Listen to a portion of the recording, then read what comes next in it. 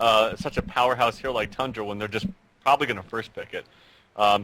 Interesting strategy going on there. I'm not really quite sure what that's all about. Yeah, and the fact that obviously Pebbles is even still eligible there, but Yep. you would now this is where they might lock Pebbles, but no, they're not going to though. So Yeah, that was a really good point, Breaky. Yeah. Is that they could definitely do it if they lock two powerhouse heroes. Maybe if they did something like Tundra Dark Lady or something like that. So that's a really good point. Well, unfortunately, they do not. I say for their sake, they lock Torturer with the final lock. But we do see the Slither in there, and you mentioned Slither was appearing at least in a couple of games recently for these two teams. So maybe we'll see some Slither action here in this game. But yeah, nothing too crazy with the locks other than, maybe, as you said, with the Tundra and then hero like Pebbles not being locked. But now we are entering the banning phase. More access right off the bat to start it off. So we'll see how it continues on. There we go with the Mage Bane.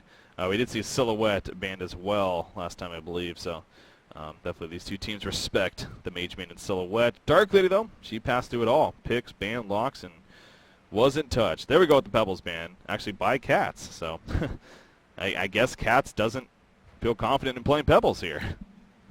Yeah, interesting. That's not something I would expect at all. I mean, think about, too, if you could get a Pebbles, because you could first pick Pebbles if they don't, if GA didn't ban it, and then you get a Pebbles with a Hawk running around the map on top of that. That just screams death all over. Yeah. So yeah, interesting Pebbles ban there coming out from Cats.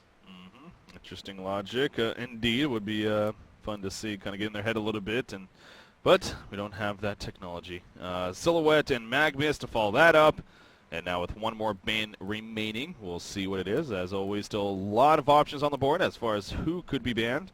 So we'll see. It's in Zulu 4's hands for Team GA here with the final overall ban. Neither team using any extra time just yet.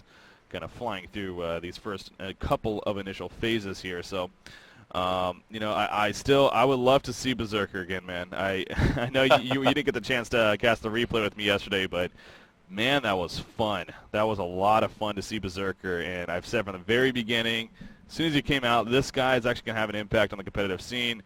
And the first game that I saw him, to say the least, he definitely did. I mean, the dude was hitting so hard. He's so difficult to kill. But, yeah, we've only seen him once. Maybe we'll start seeing him more, but we'll see. But Ophelia, the final ban there. So Fade first picked. Wow, Cat's valuing Fade very high and snap picking her with the first pick. Yeah, and actually, guess who was right-clicking that for some time? So maybe they have some kind of strategy coming into game two. Fade, I really like Fade. I think Fade is a great hero. We've seen how it can be played both as a solo hero and then get those, fast level 6 and level 11 ultimates on her, and then she can roam around the map very effectively with a portal key. But we've also seen her played as a support, so she can do both. And again, I've said time and time again that versatility is really the key here in this lockpicking mode. And you look at Nymph4 is also not banned, so this is kind of just like last game. This almost forces Team GA to maybe pick up Nymph4 here. Not that that's a bad thing by any means, but because Fade and Nymph4 a very powerful lane combination, just like Fade or Nymph4 Pebbles. So we'll see if Team GA keeps that in mind or if they pass up on that. I'm still waiting also to see the Russian Blacksmith, by the way, in this series. I want one of these teams to come through for us because that would just be the ultimate here. I wonder how much they love that skin. That's actually a good question. Do they actually really love it? My God. Wow. Wow. What? Were those randoms? No, those were actual picks. Artesia Devour. What just happened? What? Zulu 4's most played hero is Devour. So, okay. But Artesia, I mean, Devour's one thing. Artesia, that's something else. We have seen her once or twice here on Honcast. I will say it hasn't been too successful. She's one of those really, similar to a Soul Stealer in the sense, zero escape. She can dish out a lot of magic burst damage in succession, but she can get ganked very, very easily. So, I don't know. That's risky. I love Artesia personally. I think that hero is very underrated and very underused, and it's just kind of hard to fit her in lineups, so to speak. I mean, people haven't really figured out, do you have to solo with her? Can she support?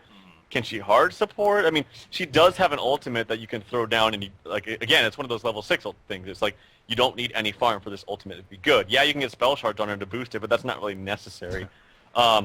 The only thing about it, I mean, I think that Artesia is a great pick, and Devour I think is a great hero as well. But it's just like, why pick those when there's also a load of powerhouse heroes on the board. I mean, you got Bubbles, you got Nymphora, as you said, and there's the Behemoth on the board. I mean, there's a lot of, and wow, a Myrmidon What pickup. is going on this okay, game? Breaky. Well, I said there might be some crazy picks coming out, and wow. Both teams have officially gone insane, apparently.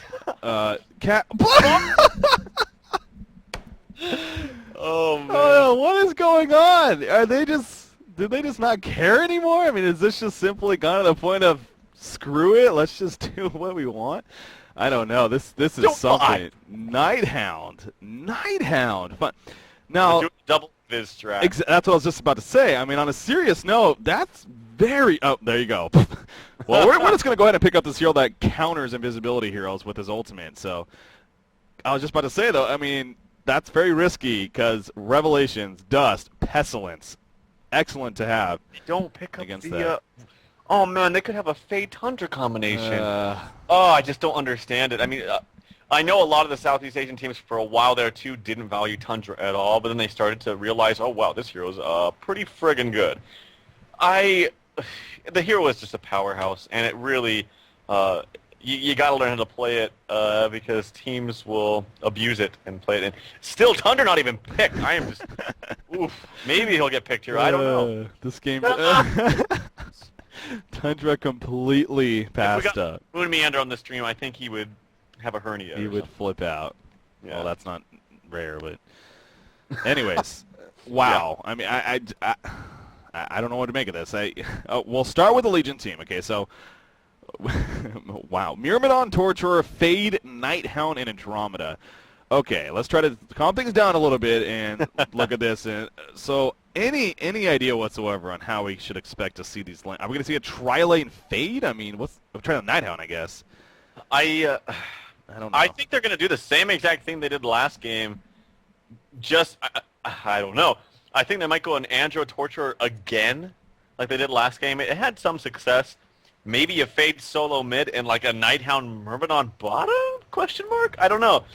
That seems kind of weird because Myrmidon can't really support. He can't out-harass. I can see Fade Myrmidon actually being a pretty decent lane combination. And then like a solo Nighthound. You do know that Faye V as the Russian superstar, Ukrainian superstar, did do this solo Nighthound. Maybe is Faye V's secret.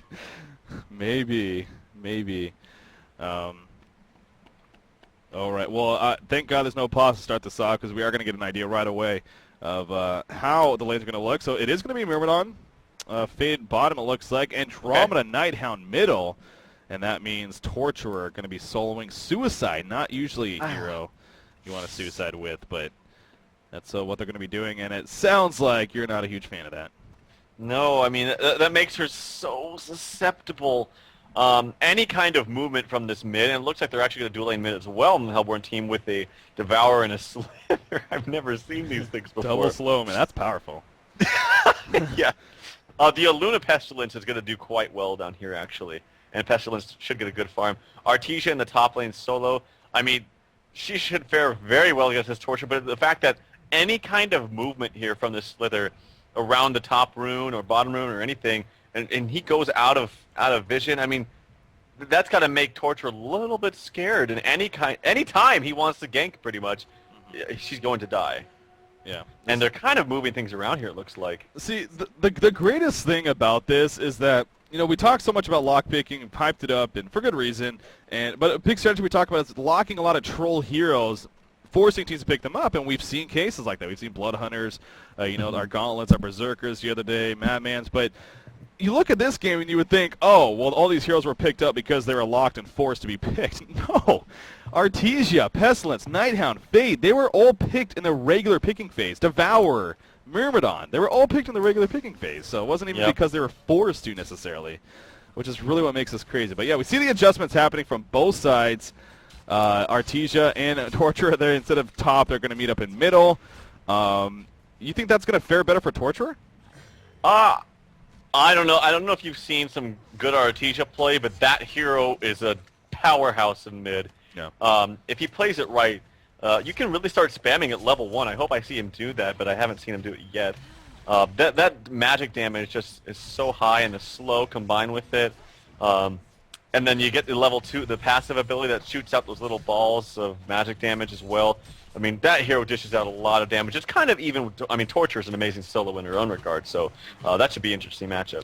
Yeah, the top lane, I feel for NightHound, he is going to have such a difficult time at the top side. Yep. It's kind of funny you're chuckling at the Devour Slither, but again, that actually is very deadly. I mean, we're talking about double massive slow. We see right there, but of course, a very defensive pounce coming out from NightHound. So that's the one advantage that NightHound will have against this combination, that he can get away fairly easily as a result of that, as long as they just position it correctly. But I mean, you see here, just the toxicity adding up, the auto attacks, and he's going to be forced to use his health potion here very early on. So I'm guessing NightHound's not going to really get much farm up here at the top lane. Oh yeah, and don't get me wrong, the Slither Devour lane has actually been used in history of Han. I can't remember who it was, but they actually love to run this lane quite a bit, and it's a very strong. Yes, don't get me wrong. I thought just it was a little interesting seeing it mid. Oh, of course, yeah. Because Devour needs a lot of room generally to be effective in a dual lane, and so to see that mid was a little quirky. But in the top lane, yeah, definitely, this NightHound is going to suffer. I mean, we already see him taking so much damage. Had to use that pounce to get away, and would have died had he not used it. Also, even more so, he does not have a shield to mitigate any kind of auto attack damage coming from the Slither in particular. So he is going to have a rough time. Yeah, it sucks for him. Does that? I mean, if your cat's here, can you adjust to that? Are you really just forced with these or stuck with these lanes? The only possible, that's the thing with this draft. I mean, that's why drafting is so important and getting heroes that are so versatile. That's why heroes like Luna are so good. They can go to any lane. They can always switch up and play pretty much any role. But like, say the only thing they could do to help out this tri-lane or this dual lane top is to run Myrmidon up there. But then what do you have? Yeah. You still have the potential to lose lane because Myrmidon's not that strong in that lane competition. And then you have a solo fade against a Pestilence Luna who's basically going to get nothing. So it's kind of like you're doomed either way. You just kind of have to stick it out and do the best you can. Yeah, it sucks. But yeah, like you said, I agree with you there. I mean, they're really just kind of, again, forced to stick with these lanes and hope for the best. So we'll see how it fares for NightHound here. Obviously, we're waiting for Pestilence to reconnect, being played by Zerg. For Team GA, and then going to be coming out of the pause in the near future here. But yeah, so don't expect NightHound to at least have the greatest start. Of course, once he hits that level 6 mark, that may free open a little bit as far as his farming potential and a little bit more effective, but still, even then, won't necessarily make the biggest difference by any means, especially against, since I mean, they're going against a Pestilence who, as this game progresses, that's going to be the bane of NightHound and Fade for that matter. So that's going to suck for them. Middle matchup though, yeah, I'm looking forward. You kind of asked the question of, I don't know if I really haven't seen really many dominating Artesia players, so that's really what I'm excited for.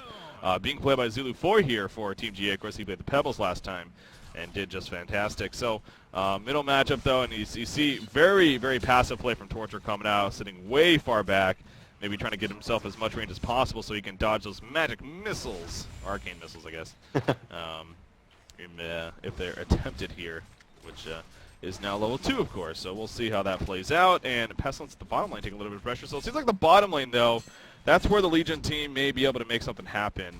It's this bottom lane down here with Fade's success. Right. Yeah, I'll get to that. One thing I had to talk about coming up. Andromeda just warded the rune, like just now, and that's the only ward they have out. So if Hellborn really wanted to, they could abuse their pulls here, just totally abuse them in the top jungle. And I don't know why I haven't seen it. I actually see all this magic damage coming out. And it does have a little bit of homing, but it's not going to quite hit. This could actually be a turn kill for Torture. Oh no, and wow, he just got the kill. Do you see how much damage that comes up from our teacher? Very well played there by Zulu. Yeah, that indeed was. And even with the arcane miss or arcane bolts to assist with that, I mean, yeah, it's just so much burst damage, even at level 3. And the fact that he missed one of those missiles and still got the kill definitely speaks for itself. So, yeah, big dive there from Zulu4, but it did pay off in the end. You mentioned that it got very close to getting turned around on, but it definitely paid off. But, yeah, back to the warding situation. You said Andromeda just placing this ward aside, being played by Guess Who here. And other than that, they got nothing. But they haven't been doing any polling just yet. Do they need to be, or is it just a case of they can if they want to? I think they should be. I mean, if you're double stacking and pulling pulling these camps. Actually, a little bit of action coming on bottom. Pestilence is going to do a turn stun on, as well as a stun from Luna coming out, but I don't think they're going to pursue anything like that. Just a little harass damage there. But yeah, you could be double stacking these wild hunters are up in this top jungle here, and completely denying all farm and experience here from this lane, this Nighthound Andromeda lane. And I feel like if they're there and that pole is not blocked, you should be doing it, because that can give them basically nothing. Yeah. So. Well, go ahead. Oh, and similarly, the Hellborn team actually doesn't have a rune ward of their own. Fate Stun actually coming out as well, and I missed some action up top, but Fate Stun is getting initiated on, and he will go down. I'm watching the top lane. Sorry. Oh, yes, Nighthound's going to fall before he can chase down Slither, but as you mentioned, Fate going down, but Pestilence also going to be exchanged, so both the bottom and the top lanes having a bit of action there. But you see the overall outcome as now the Hellborn team is up 4-1 in hero kills when it's all said and done. So unfortunate that Pestilence lost his life right there for Team GA, but at the same token, overall very well executed for them. So, but yeah, I happen to be watching the top side, and again, Andromeda got caught by a hook. She was basically dead. Nighthound tried to go in and make something happen, but that obviously just ended in the death of him, and he used his pounce offensively right there, trying to get a kill. But of course, as we've seen, he needs that pounce to get away from death. So, was able to get taken out in the end. So, Team GA looking good here early on, kind of as expected. But the bottom lane does go back to Sasha Basher here, playing this Fade and having a little bit of success at least, but I guess really not even that great. I mean, she is 12-7. Of course, with the death, though, only farming around 175 gold per minute currently. So kind of unfortunate there. So really, all three lanes just not going all too well here for Cats, and that's obviously never a good sign. Yeah. It's funny, it seems like those teams wanted to synchronize some ganks to screw up the casters, and actually more initiation coming out on the Fade here. He does get the stun off onto a Luna. Now the sprint coming out from Pestilence. Can he? Oh, he does get a Gore Bash. RNG working out in his favor, and they will get a kill now again on Sasha Basher. So now Fade is 0-2-1, not having a good time in this lane.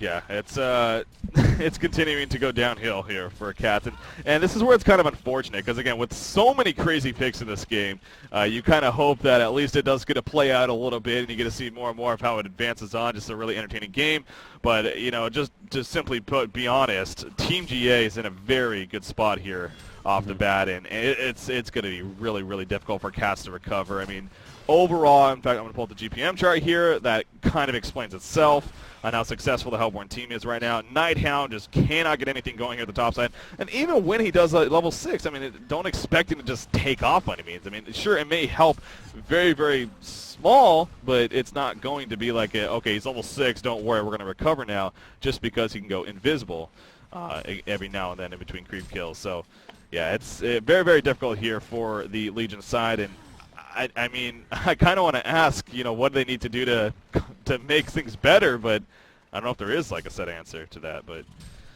I don't know. They're just going to have to move around. I mean, this Myrmidon actually has quite some levels. He's level 5. I would expect and hope that Myrmidon will move around, and actually Fade getting gone on again. The ultimate coming out from Artesia, and you just see the power of that hero, man. I love that hero. I'm so happy he's picked up. I hope more international teams will pick that hero up, because I really think he's underrated. But yeah, the ultimate there, getting another kill on Fade. I mean, he's gonna have a bad game, and hopefully they can just do some movement here. Myrmidon maybe move to the top lane, get a kill there. They just gotta jumpstart and do something. Maybe even torture her. Start 4-man and do what you have to get some kind of kills. Oh, they do get the catcher on a Luna. The Burning Shadows is going to be enough for the go. No, it's not. Good job by Pestilence right there, getting the Impale Stun off and preventing a Luna from going down. Myrmidon trying to chase. Doesn't have his waveform, though, so can't chase close enough. The Weedfield will catch them. Oh, Luna made a big no-no right there. Got caught by the Weedfield. Will go down. Pestilence trying to turn this around. He does end up helping to get the kill onto Myrmidon. So in the end, it's a one-for-one exchange between the support. But as he mentioned, there's Myrmidon actually not too bad at this bottom lane, at least with levels. Getting a kill, but dies shortly after. So and Fade could have saved his friend Myrmidon, but he used his Burning Shadow stun on a hero that was already dead. Yeah. And it missed the stun. Also, yeah, you mentioned no waveform picked up, or sorry, is that what it's called? It's E-spell? Yes, it's waveform. Yeah. Not picked up on Myrmidon, so that's really interesting. No escape mechanism now. Yeah, that's I mean, maybe at the bottom lane, but even at the bottom lane, it's still very powerful. So usually it's kind of, as we label them, those one-hit wonder talents. I mean, just getting the one level, it makes it very, very useful in the fact that you have a getaway tool now all of a sudden. for a hero like Myrmidon, but choosing not to get it, so things may have been a little bit different there if she did, but does not. You see at the top lane, though, okay, so Knight, is he level 6 yet? No, he's still level 5, but already the Hellborn team is prepared. They just placed a Word of Revelation in the lane, so as soon as he hits level 6, he needs to make sure not to go a little bit more aggressive, because he will be spotted by this Word of Revelation and die shortly after. You see right there, he hits level 6, so I'm curious now if he's going to go up to the creep wave thinking that he's going to be fine, or if he maybe saw them place it. So he is staying back, it looks like, pushing up a little bit. You just feel you feel something's going to happen shortly here. Yeah. It's just coming. No, it looks like he's just making sure to get experience. So he's actually playing it pretty smart, maybe even assuming that there is a rev down. But, Magikarp at the bottom lane, catching Pestilence right here, burning shadows, the waveform, or the Wheatfield on top, excuse me. Pestilence actually dropping. I don't think it's going to be enough damage, though. He's going to activate the sprint, and it looks like he should be able to get away. In fact, looks to turn this around even. In comes Artesia with the ultimate, so that's why he was standing his ground. They are going to get the kill on a fade. Myrmidon, though, finally picks up the waveform, and he is able to get on out of there before he dies. So Pestilence manning up at, I'm sure, the request of Zulu 4 right there, so he ends up dying, but they get the kill on the fade. Top lane, you see Nighthound getting caught here. He gets hooked back in, pounces on to Slither. Actually, will end up going down in the end, as was the power throw. He had the power throw. Got credit for the kill right there. I saw it go off initially, and it does end up, sure enough, getting the kill. So 9-3 hero kill advantage already for Team GA.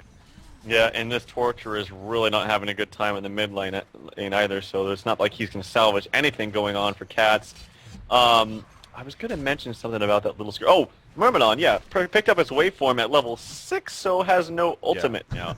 I just kind of a scatterbrained idea, I guess, about what skills to get. But it's not like he's been playing badly. He's been hitting some really good weed fields, and but this fade at the same time, I mean, he's struggling. He is level 7. Maybe he can get something going with his ultimate, maybe gank in another lane or something. But it looks like he did use it down there bottom before he died, though, so that's unfortunate. Top lane, so you mentioned this. Myrmidon maybe start moving around, setting up some kills. Coming to the top lane, Slither very, very low. Myrmidon cannot get in range, so the cooldown's coming off, however. Magikarp maybe may get that kill. There's a Weedfield attempt, not gonna, but the hook hits Myrmidon, and he cannot waveform away. They do get the kill onto Slither, actually, with the Magikarp, but a great hook coming out from Rage Hissy Fit right there, playing a Devour. Meanwhile, at the bottom lane, you see Nighthound. Swarm is affecting him. Surprise, surprise. As back to the top lane, double tap kill coming out. As you do see, those Andromeda actually ended up getting picked off by Devour. So a couple kills happening at the top end. All of a sudden, Devour now 376 gold per minute. Of course, he does have that level 1 Cadaver armor. And he already has 1366 life just with Steam Boots, currently set to strength. So 3 charges already on that third ability there. Middle lane, Artesia actually in a little bit of trouble. In comes Faye with the dive. So this is what you talked about. Faye going to start setting up some ganks now, perhaps, as a result of having that ultimate, and is successful right there at least. So good news here coming out for Cats. But Nighthound in the meantime at the bottom lane. Not good news for him. Not good news for him. Swarm owns Nighthound. Again, surprise there. Nice job by Myrmidon, avoiding the impale. Hits the Weedfield onto a Luna. Gonna go for the kill down to Pestilence. Gonna sprint. Gonna make him just a little bit faster. Will it be enough for the getaway? Devour jumps in with a portal key, actually. He's gonna go nom nom nom on the Torture right there. The impalement kills Pestilence, but Devour will get the kill, and he takes out Myrmidon. He dies shortly after as Fade comes in for the cleanup. However, Artesia's here. Fade needs to think about getting away. Andromeda's gonna come in. Commissar will hit Slither. They're gonna pick up the kill on the Slither, but at what cost right here? Down goes Fade. Artesia has so much freaking damage, as you talked about. Andromeda's gonna fall, and Artesia finishes us with a double tap. So now we're looking at a 16-9 hero kill advantage. Was that basically a genocide right there? Yeah. With Artesia, the sole survivor. I think every hero was kind of in that fight there, going on in the bottom. But yeah, you just see how much damage Artesia does. That was without her ultimate too. If this was like late game and she has level 16 ultimate and she's got a lot of mana to use her spells, and in the midst of a team fight, you have all these magic missiles going on. I mean, poof, you guys got to see it. I hope this hero is picked up more. I mean, this hero does so much damage. Yeah. Yeah, and Zulu 4 definitely giving a credit to the hero. 5-1-1 so far. Again, has played it fairly well. We've seen the ultimate come into play several times already, even just after hitting that level 6 mark. So it does show you the power of it. Portal key on Devour. In fact, he's going to use it once again right here. The Revelation's down. Cannot catch him, though. Good job. Or actually, that's a Legion Revelation, so never mind. Not able to spot him. But nonetheless, Nighthound gets away. after using that smoke cloud right there. Bottom lane, Pestilence, you see Fade, so he is using the ultimate a lot more now. Comes in with the Burning Channels of Cole following it up. There's the Magic Carp on top of the wheat field, and an easy kill. As I said, DreamhoN actually does synergize fairly well with Fade, so we've seen it actually come into play now several times here. Yeah, it synergizes well when they're ganking and whatnot, but actually in the actual laning phase, I do think it's a little bit weak. Actually, Zulu 4 does get another kill onto Nighthound there. I don't know if he used a rev, but maybe the ultimate there from Devour helped reveal him and keep him into place with the ultimate. Whew, from Artesia. God, I love that hero. And actually, more action as I'm talking as Torture is able to get a kill on to Slither there with assistance from DreamhoN. So good kill there. Oh man, I mean we already have 28 hero kills, only 14 minutes in. This is crazy. 2 kills a minute. This is crazy. 2 kills, the golden 2 kills per minute. That's when you know things are just going off the hook here, and no doubt it has been here in game number 2. Of course, Team GA, they are up 1-0 here in this best of 3 series. Looking very good from the beginning here in game number 2, and what is just a chaotic game from the hero selection stage, let alone to the starting. But Cats Gaming, they're holding their ground, to say the least. I mean, this was honestly getting to a point of we may have a 15-minute concede, but no, I don't think we're definitely not going to have that anymore.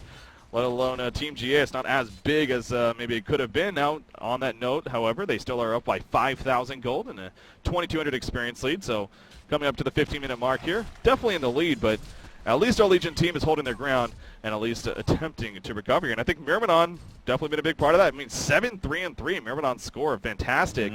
And Fade has started to get very active. In fact, we see once again right here, she's going to run into Slither by himself. Will he have some combination? Yes, he will. In comes Torture. There goes Slither with the open, and Torture will assist for the kill right there. In fact, get the kill himself. So Fade is playing a huge role here in terms of the comeback now. Yeah, just Fade as a general hero is so strong. I mean, the ultimate with the clear vision makes things so easy when you're trying to gank other heroes. And she's a little weak in the laning phase, like I mentioned, but once you get out of that, and as she's trying to do, when she's going to have that level 2 ultimate coming up here pretty soon, as she is level 10, I think things are going to get even better in favor for Cats. But they are trailing a little bit. I think Pestilence is struggling just a little bit. If he can finish some Steam Boots here shortly, and then maybe get a portal key picked up there. Obviously that swarm ability is so good against Nighthound, who really hasn't done anything this game. I mean, to be fair, he's had such a horrible lane to start out with, and now he's farming the bottom as he should be doing. It's the same kind of concept as Forsaken Archer had last game, as he had such a rough start, but have the other team gank for you. We open up the map while you get some time to farm and get back into this game. You see the top lane. Speaking of ganks, Pestilence maybe in a little bit of trouble right here. Fade is running in the Aurora. Will hit. Burning Shadow's going to come out. There comes the Colt. Are they going to have enough damage? Combo's going to fall. In comes Artesia with the ultimate, though. The Impale's activated. Look at Fade dropping quickly. The Swarm's applied. The Swamp from Andromeda. Very good swap right there, actually. It does keep Fade alive, at least for now. She absorbs the magic missile, and Fade will survive. So, actually, very solid play there from Andromeda. Now, they didn't get the kill, but at least they survived. That was an excellent response coming out from Zulu 4 and Artesia. And no kills end up happening when it's all said and done. We are going to see a very aggressive middle push, though. And this middle tower, what is actually the first tower kill, surprisingly enough, is going to be happening here in the middle lane. The Legion team not going to be close enough to deny it. We do see them somewhat collapsing, though. Great weed field right there. Catches both the Luna and Artesia. Now diving away. Slither in the background. Poison Burst's going to go off. In comes Torture. He's level 11. The Impalement's activated. He tears through Slither, trying to go for Devour. Devour hits with Magic Carp. One more attack. It's uphill. It's not going to miss. Oh, it does miss! And Devour will end up going down, though, as the second one hits. Double tap coming out for Zamanta right there. Playing Torturer.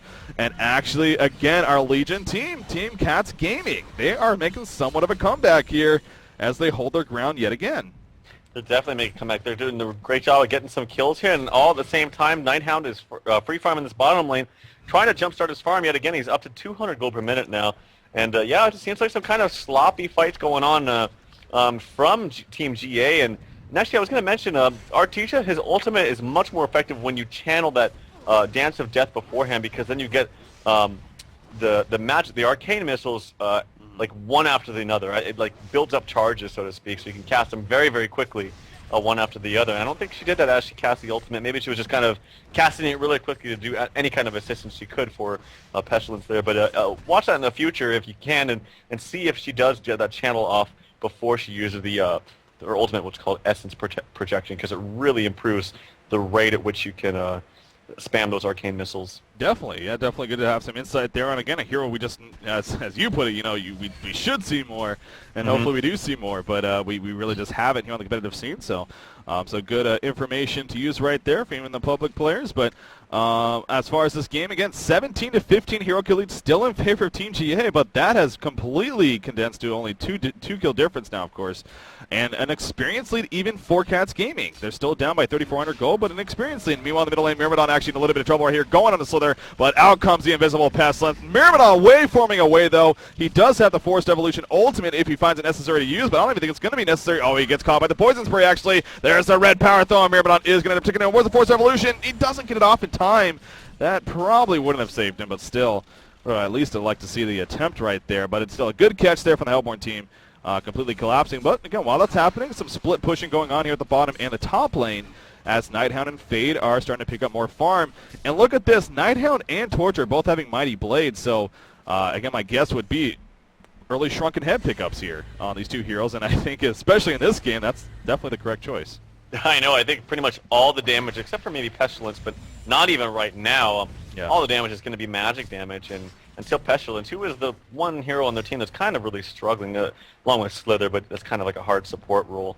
They're going to have all magic damage here, so yes, definitely Shrunken Head is the item to get here if you're Team Cats. Yeah, so Torture, and again, especially Torture on top of that, he now has all three of his abilities maxed out, so start seeing leveling up his ultimate, and with that Shrunken Head activated, gets the ultimate off, and in those team fights, as well as the impalement, just so much AoE damage being dished out. Top lane, Fade is coming in. There's going to be the Burning Shadows to open right there, as well as the auto attack. In comes Torture with the follow chain reactions, and an easy kill on Devour. Luna porting in, but obviously just could not get there in time. So again, this aggressive play coming out from Cats now, taking advantage big time of Sasha Basher on Fade, is really the signature for this comeback that has been taking place. Now we're now at the 20-minute mark, and I'm definitely feeling a lot more confident for the Legion team than I was, say, 10 minutes ago. So on that note, though, our Hellborn side, they still have the top 3 gold per minute farmers in the game in Devour, Artesia, and then Pestilence, who's farming a solid 266. But NightHound has been recovering.